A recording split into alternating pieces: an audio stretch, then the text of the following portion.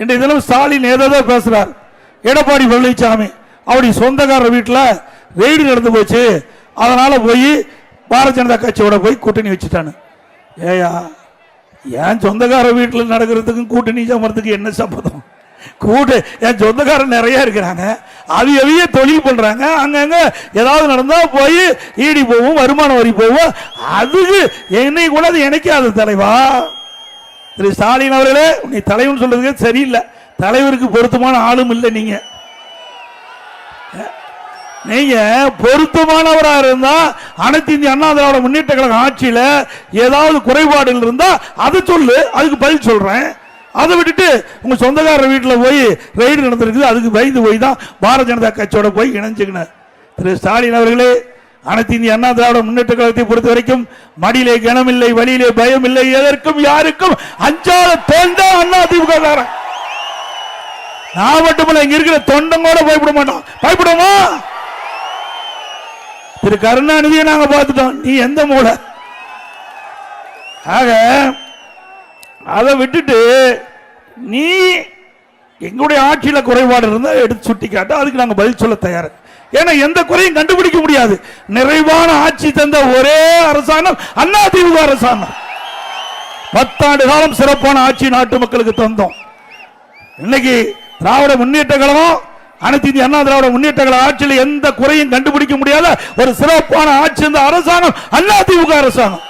அம்மா இருக்கின்ற பொழுது சரி, அம்மா மறைவுக்கு பிறகு சரி, இன்னைக்கு மக்களுக்கு ஒரு சிறப்பான ஆட்சி கொடுத்த என்று சொன்னால் அது அண்ணா திமுக ஆட்சி. 10 ஆண்டு காலம் அண்ணா திமுக ஆட்சி பொற்கால ஆட்சி என்று மக்கள் பேசுகிறாங்க. அதே வேளையில் மக்களோட திமுக ஆட்சி தமிழகத்திலிருந்து அகற்ற வேண்டும் என்று தமிழ்நாடு முழுவதும் குரல் கொடுத்துக் கொண்டிருக்கின்றார்கள் மக்கள். அது மட்டுமல்ல, இன்றைக்கு நேற்றைய தினம் விடுதலை சிறுத்தை கட்சியுடைய தலைவர் திரு திருமாவளவன் அவர்கள் ஒரு கருத்தை அவருடைய பிறந்தநாள் அன்று தூய்மை பணியாளர் குறித்து ஒரு கருத்தை சொல்கிறார்.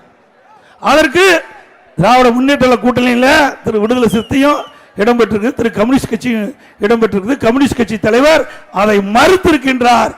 திரு திருமாவளவன் சொன்ன கருத்து சரியல்ல அப்படி என்று அந்த கூட்டணியில் இருக்கிற கட்சியினுடைய மற்றொரு கட்சியுடைய தலைவர் திரு சண்முகம் அவர்கள் தெளிவுபடுத்தியிருக்கிறார். திரு திருமாவளவன் அவர்களே, நீங்க எவ்வளவுதான் திமுகவுக்கு முட்டு கொடுத்தாலும் இந்த தடவை 2026 தேர்தலில் திமுக வெற்றி பெறாது.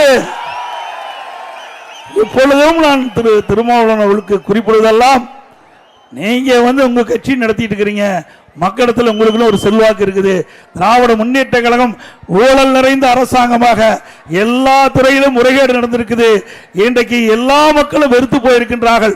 அரசு ஊழியர் போராட்டம், விவசாயிகள் போராட்டம், போக்குவரத்து தொழில் போராட்டம், தூய்மை பணியாளர் போராட்டம், போராட்டம் போராட்டம் என்று தமிழ்நாடு போராட்ட களமாக மாறி இருக்குது. அதற்கு நீங்கள் துணை போக வேண்டாம், அவள் செய்கின்ற பாவத்தை நீங்கள் சுமக்க வேண்டாம் என்று மீண்டும் உங்களுக்கு அன்போடு நேரத்தில் கேட்டுக்கொள்கிறேன். பிளே ஸ்டோர் மற்றும் ஆப் ஸ்டோரில் இருந்து பாலிமர் செயலியை QR கோடு மூலம் பதிவிறக்கம் செய்யுங்கள். செய்திகளை உடனுக்குடன் பெறுங்கள்.